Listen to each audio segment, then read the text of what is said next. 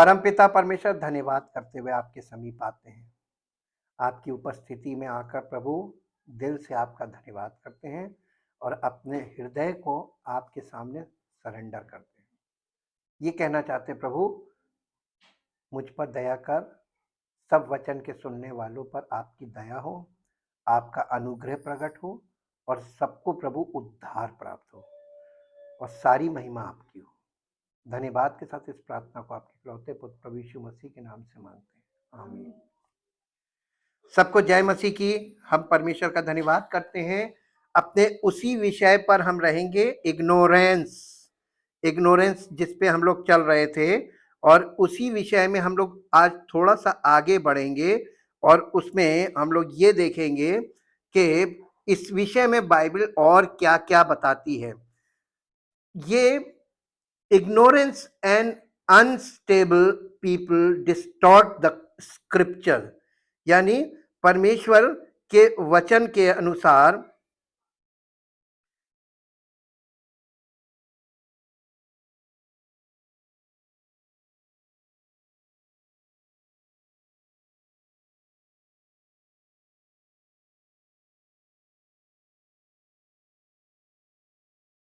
ignorant and unstable people distorted the scripture to their own destruction, explaining away the good news about Christ's offer of salvation and victory available। यानी परमेश्वर के वचन के अनुसार पौलुस इस बात के लिए कलीसिया को जानकारी दे रहा था, अज्ञानी और अस्थिर लोग अपने स्वयं के विनाश के लिए परमेश्वर के वचनों को विकृत करते हैं और मसीह के उपलब्ध उद्धार और विजय के प्रस्ताव के बारे में अच्छी खबर को समझाते हैं। दूसरा पत्रस 3 अध्याय और उसका 16 पद पढ़िए, जहां इस प्रकार से लिखा हुआ है। दूसरा पत्रस वैसे ही उसने अपनी सब पत्रियों में भी इन बातों की चर्चा की है, जिनमें कुछ बातें ऐसी हैं जिनका समझना कठिन है। पौलुस ने बहुत सी ऐसी बातें कही हैं जिनका समझना कठिन है, और अनपढ़ और चंचल लोग उनके अर्थों को भी पवित्र शास्त्र की अन्य बातों की तरह खींच तान कर अपने ही नाश का कारण बनाते हैं। ये बहुत गंभीर समस्या है। अपने यानी आप और हम में से कोई भी व्यक्ति यदि परमेश्वर के वचन के किसी पद को पढ़े और अपना अर्थ उसमें लगाकर उसको खुद फॉलो करे या समझे और माने और वैसे ही दूसरों को भी बताए, तो ये क्या है? अपने डिस्ट्रक्शन का कारण, अपने विनाश का कारण हम खुद बन रहे हैं। इसीलिए वचन के साथ बिल्कुल भी किसी को खिलवाड़ नहीं करना चाहिए। एक्चुअली ये है शिक्षा। और इसी के साथ साथ एक बात और है, हमें भी बाइबल का अध्ययन करके ये जानने के लिए अपनी समझ में वृद्धि करनी चाहिए कि क्या करना है और फिर उसे करना चाहिए, अन्यथा वो हमारे लिए पाप है। इसका मतलब बाइबल को अपने अर्थों में अगर आप इंटरप्रेट करते हैं और उसे फॉलो करते हैं और वैसे ही दूसरों को भी सिखाते हैं और उभारते हैं, उसे फॉलो करवाते हैं, तो ये परमेश्वर के वचन के अनुसार ये पाप है। दूसरा तिमोथियस 2 अध्याय और उसका 15 पद पढ़िए। दूसरा तिमोथियस 2 अध्याय उसका 15 पद, जहां पे इस प्रकार से लिखा हुआ है, अपने आप को परमेश्वर का ग्रहण योग्य और ऐसा काम करने वाला ठहराने का प्रयत्न कर, जो लज्जित होने ना पाए और जो सत्य के वचन को ठीक रीति से काम में लाता हो। यानी परमेश्वर के वचन को सही रीति से समझता हो और सही रीति से दूसरों को बताता हो। 3 अध्याय इसी का, दूसरा तीमुथियुस 3 अध्याय उसका 14, 15 और 16 पढ़िए।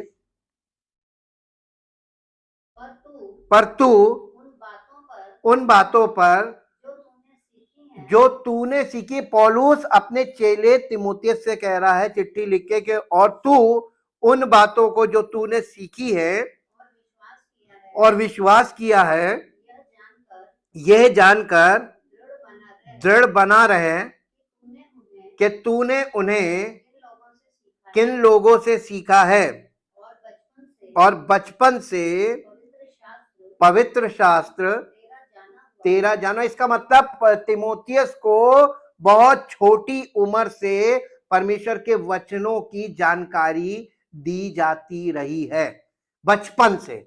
और जो लोग बचपन से इन वचनों से बिल्कुल भी वाकिफ नहीं रहते हैं, उनके लिए कठिन है, क्योंकि जब बहुत उम्र बढ़ जाती है उसके बाद आप वचन को सीखते हैं, तो बड़े लोगों के लिए एक सबसे बड़ी समस्या है कि वो डांट खाते हैं तो उन्हें बुरा लगता है, और वचन को सही समझने के लिए आपको थोड़ा डांट का भी सामना करना पड़ेगा। पौलुस ने कहा जो लोग प्रभु के विरुद्ध अपने मन बंद कर लेते हैं, वे कठोर मन के कारण अंधकार और भ्रम में रहते हैं। इफिसियों की पत्री उसका 4 अध्याय उसका 17 और 18 पद।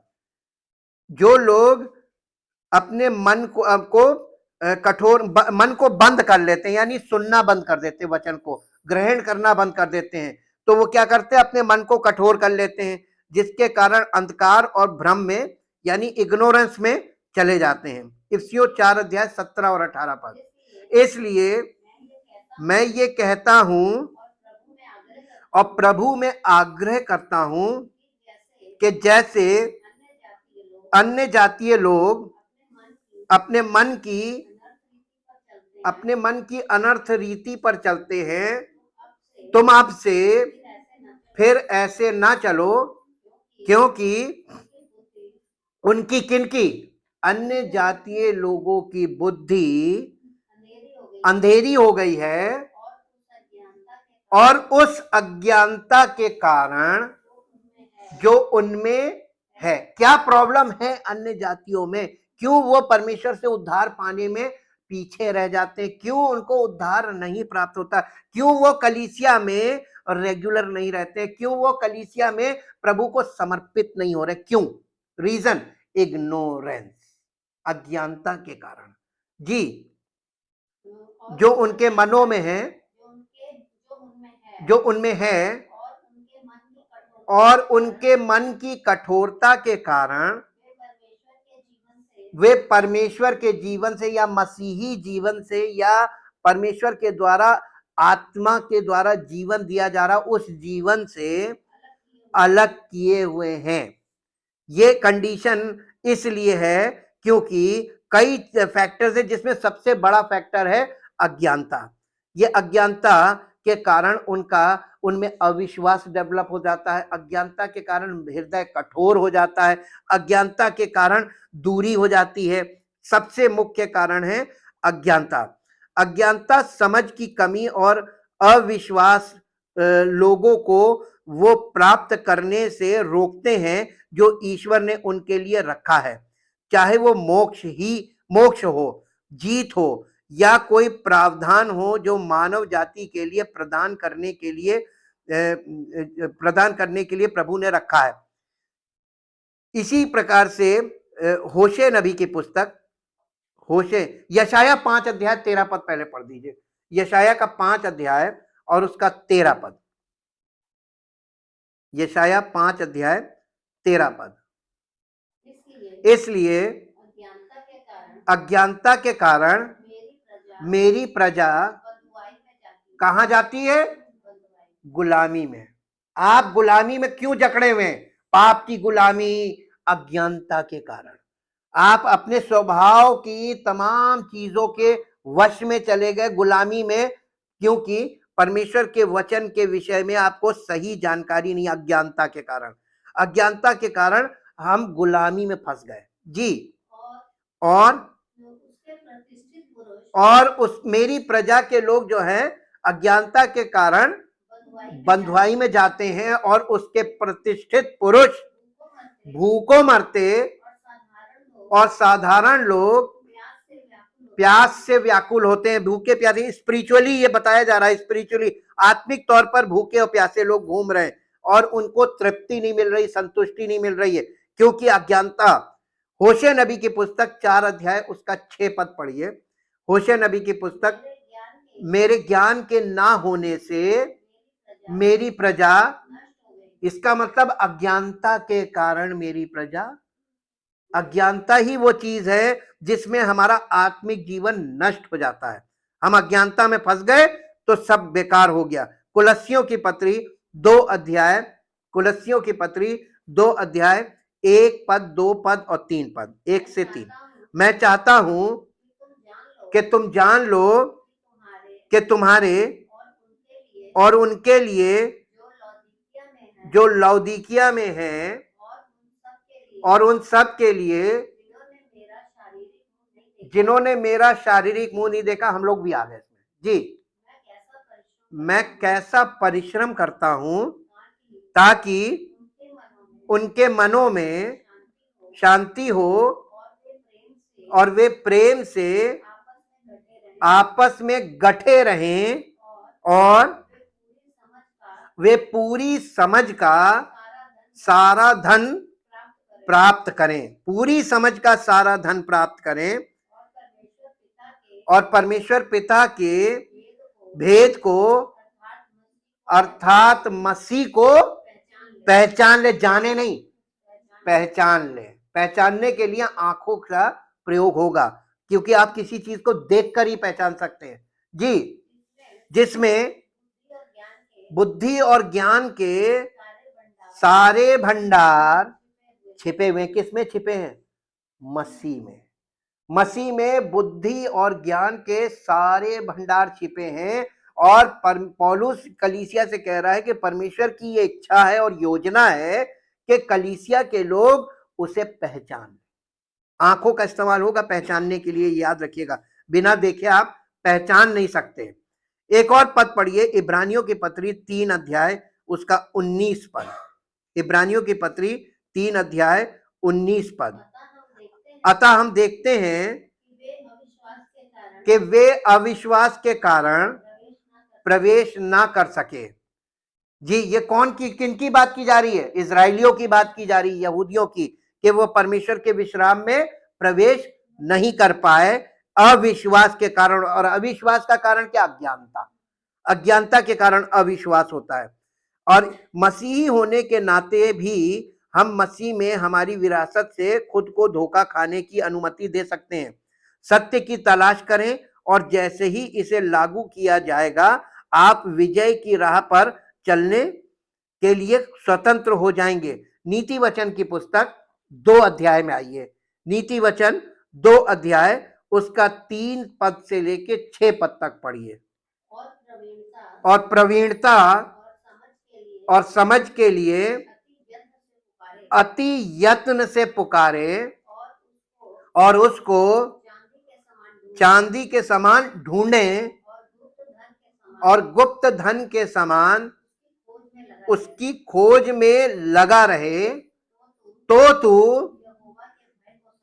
तो तू यहोवा के भय को समझेगा और परमेश्वर का ज्ञान तुझे प्राप्त होगा। क्योंकि यहोवा बुद्धि, क्योंकि बुद्धि यहोवा ही देता है, ज्ञान और समझ की बातें उसी के मुंह से निकलती हैं। वो सीधे लोगों के लिए खरी बुद्धि रख छोड़ता है। जो खराई से चलते हैं उनके लिए वो ढाल ठहरता है। वो न्याय के पथों की देखभाल करता और अपने भक्तों के लिए मार्ग की रक्षा करता है। परमेश्वर का आत्मा यह काम करता है। 3 अध्याय उसका पहला पद, यह पवित्र आत्मा के विषय में बोला जा रहा है। हे मेरे पुत्र, मेरी शिक्षा को ना भूलना, अपने हृदय में मेरी आज्ञाओं को रखे रहना।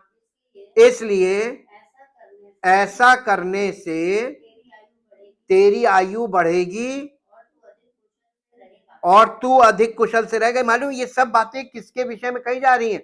ये मनुष्य से कहा जा रहा है पवित्र आत्मा के विषय में, कि उसके संपर्क में रहना, आज्ञा मानते रहना। इसी के साथ साथ इसका 3 अध्याय का पहला पद पढ़ दीजिए। हाँ, 4 अध्याय का 4 पद पढ़ दीजिए।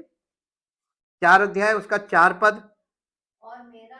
और मेरा पिता मुझे ये कहकर सिखाता था, तेरा मन मेरे वचन पर लगा रहे, तू मेरी आज्ञाओं का पालन कर, तब जीवित रहेगा। अब इसका 20, 21, 22 पद पढ़ दीजिए। हे मेरे पुत्र, मेरे वचन ध्यान करके सुन और अपना कान मेरी बातों पर लगा। इनको अपनी दृष्टि की ओट ना होने दे, वरन अपने मन में धारण कर। क्या चीज? परमेश्वर के वचन को अपने मन में, इतना ध्यान से सुनो कि वो मन में छप जाए। धारण कर, क्योंकि क्या वचन? परमेश्वर के वचन जिनको वे प्राप्त होते हैं, उनके जीवित रहने का, आत्मिक तौर पर जीवित रहने का और उनके सारे शरीर के चंगे रहने का कारण होते हैं। वचन के द्वारा चंगाई मिलती है। जब आपका हृदय वचन से भर जाएगा, आपका शरीर चंगाई से भर जाएगा। ये अद्भुत है और ये परमेश्वर की योजना है। कोई व्यक्ति कैसे आज्ञा पालन कर सकता है और ईश्वर के मार्ग की सच्चाई पर चल सकता है और उनके आशीर्वाद का अनुभव कैसे कर सकता है, यदि वे नहीं जानते कि ये क्या है? जो वचन को नहीं समझता, नहीं जानता, उसे कैसे पता चलेगा परमेश्वर ने हमारे लिए कैसी विधि बनाई है, क्या रखा है, क्या वो बताना मांग रहा, क्या सिखाना मांग रहा, क्या दिखाना मांग रहा, क्या समझाना मांग रहा है? वचन के बिना कुछ भी पॉसिबल नहीं है। जब कोई व्यक्ति अनजाने में या अज्ञानता में पाप करता है, तो पुराने नियम के अनुसार, ये पुराने नियम में ये शिक्षा थी कि जो कोई भी ईश्वर के कानून को बिना समझे उसकी अवज्ञा करता है, वो वैसे भी दोषी है और उसे जिम्मेदार ठहराया जाएगा। ये व्यवस्था में लिखा था, हम लोगों ने संडे को देखा था ना।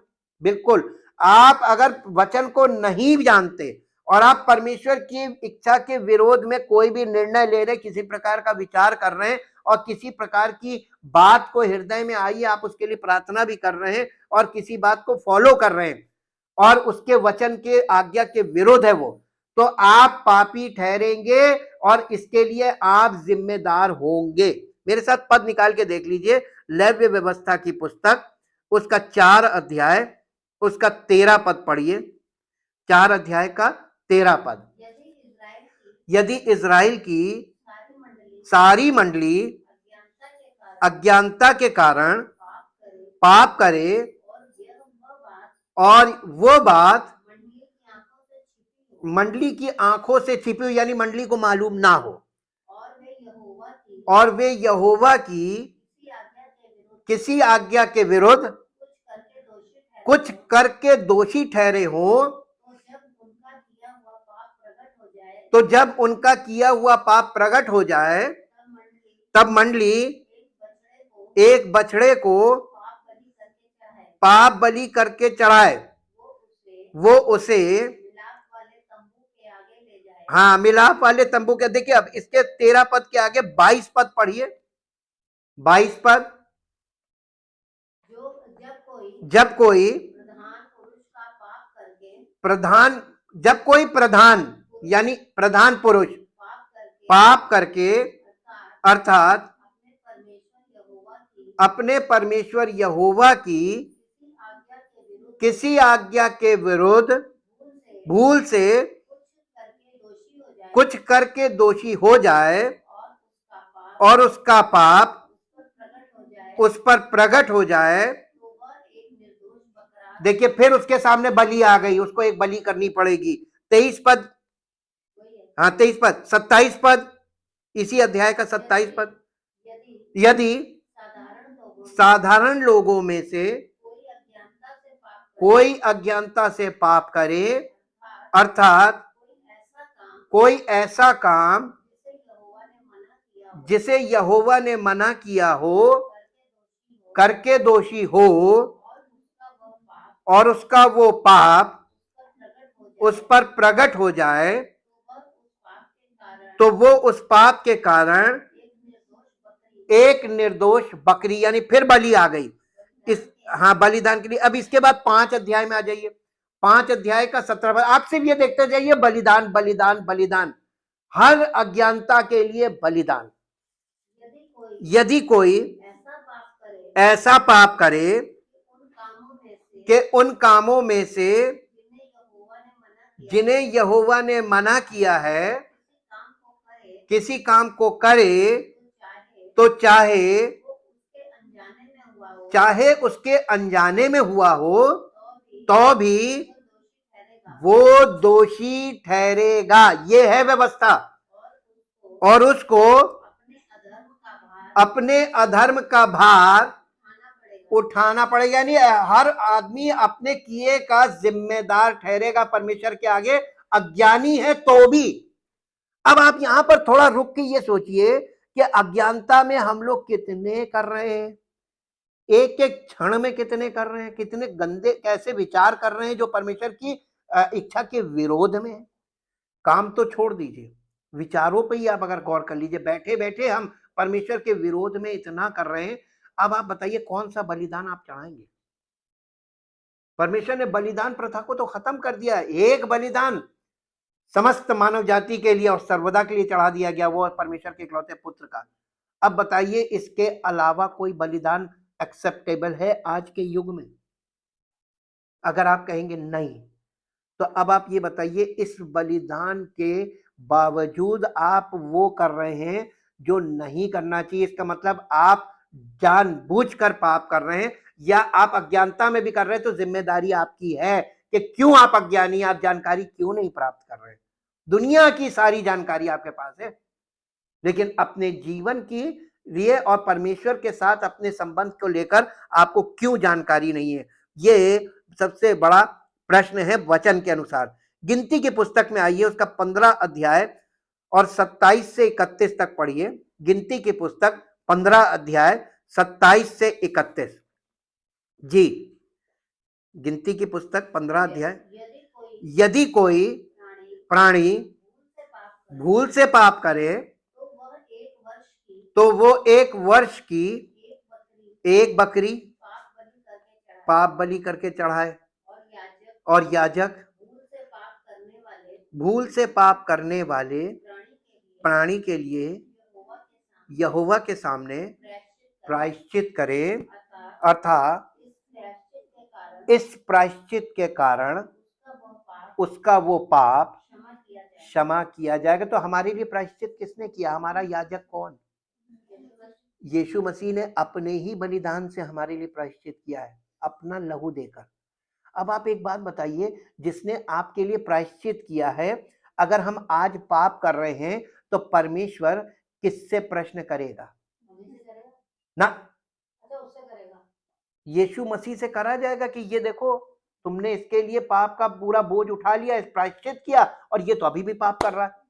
अब प्रभु यीशु मसीह यानी पवित्र आत्मा, मसीह का आत्मा लोगों से प्रेम करेगा या लोगों को डांटेगा?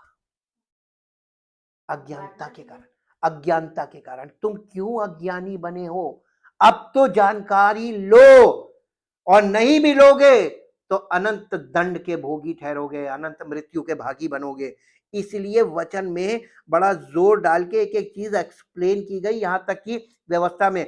एक और बात देखिए कि जब जब पाप हो रहा है, जब अज्ञानता में जब जब या भूल पूर्वक जब जब भूल चूक हो रही है, तो उसके बदले में जो बलिदान बताया गया है, एक बकरी, एक भेड़, आप खरीदने जाइए, जितनी बार आप कर रहे हैं, उतनी बार आप जब बलिदान करेंगे तो उनका अमाउंट जोड़ के देखिए कभी। तो प्रभु यीशु मसीह ने हमारे लिए अरबों रुपए का बलिदान चढ़ाया है।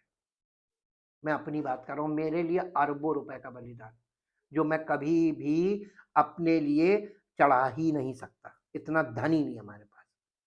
अब बताइए, हमको सेत में धर्मी ठहराया जा रहा है, क्या ये बड़ी बात नहीं है? लेकिन लोग खिलवाड़ कर रहे हैं, वचन के साथ खिलवाड़ कर रहे हैं, अपने जीवन के साथ खिलवाड़ कर रहे हैं और परमेश्वर की योजना के साथ खिलवाड़ कर रहे हैं। परमेश्वर को ये बात बिल्कुल भी अब बर्दाश्त नहीं है। आज हमें उन पापों पर भी ध्यान देने की आवश्यकता है जो हम अज्ञानता में करते हैं, और साथ ही उन पापों पर भी ध्यान देना चाहिए जो हमने जानबूझकर किए हैं। ये केवल पाप है जिसे स्वीकार किया गया है और कबूल किया गया है, जिसे माफ किया जा सकता है। यानी पाप को जब हम एक्सेप्ट करते हैं, रियलाइज करते हैं और कन्फेस करते हैं, तब हमें माफी मिलती है। पाप से छुटकारा कैसे मिलता है? Realise and confess. देन आपको पहला पहला यूहन्ना उसका पहला अध्याय उसका 9 पद पढ़िए। पहला यूहन्ना पहला अध्याय 9 पद। पहला यूहन्ना पहला अध्याय, यदि हम अपने पापों को मान लें तो वो यानी परमेश्वर या प्रभु यीशु मसीह हमारे पापों को क्षमा करने और हमें सब अधर्म से शुद्ध करने के लिए विश्वास योग्य और धर्मी है। यदि हम अपने पापों को मान लें, रियलाइज करें और कन्फेस करें, मान लें, तो वो हमें क्षमा करने और हमें सब अधर्म से शुद्ध करने के लिए विश्वास योग्य और धर्मी है। क्या आज आप अपने पापों को रियलाइज करना चाहेंगे? क्या आप अपने पापों को केवल रियलाइज नहीं करना है, कन्फेस भी करना है? आपको परमेश्वर की उपस्थिति में ये मानना है कि प्रभु हमसे तो क्षण भर क्षण हर हर क्षण हमसे विचारों में ही पाप होते रहते। प्रभु हम पर दया कीजिए, हम पर दया कीजिए, हमारे भटकने वाले मन का समाधान कीजिए। प्रभु हम आपके वचनों पर ध्यान लगाने के लिए तैयार हैं। देखिए, परमेश्वर अनुग्रह करेगा, परमेश्वर आपके जीवन में उपाय करेगा और आपको इस दशा में से वो निकाल सकता है। ही इज केपेबल, वो सामर्थी है और वो इस योग्य है कि जो हमसे और आपसे स्वयं से नहीं हो सकता, वही तो करने के लिए वो बैठा है, वो तैयार बैठा है। देरी हमारी ओर से है, हम अपने पापों को रियलाइज नहीं करते हैं और कभी कभी रियलाइज करते हैं तो कन्फेस नहीं करते हैं। हमें रियलाइज भी करना है और कन्फेस भी करना है, ताकि परमेश्वर अपने उद्धार का को हम पर बरसाए और पवित्र आत्मा के द्वारा हमारे हम में से हर एक के जीवन में उद्धार के कार्य को शुरू करे और हम उसको समर्पित होते रहे, ताकि उसकी महिमा प्रकट हो, उसका नाम महिमा पाए।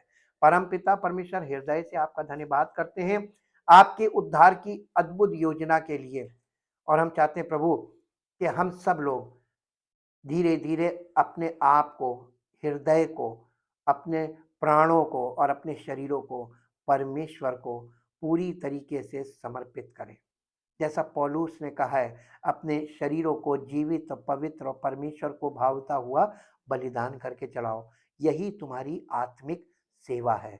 हम सब लोग आत्मिक सेवा शुरू करें ताकि हम सब का जीवन उसकी महिमा के योग्य हो और उसकी महिमा का कारण बने। धन्यवाद के साथ इस प्रार्थना को प्रभु यीशु मसीह के पवित्र नाम से मांगते हैं, आमीन। Praise the Lord.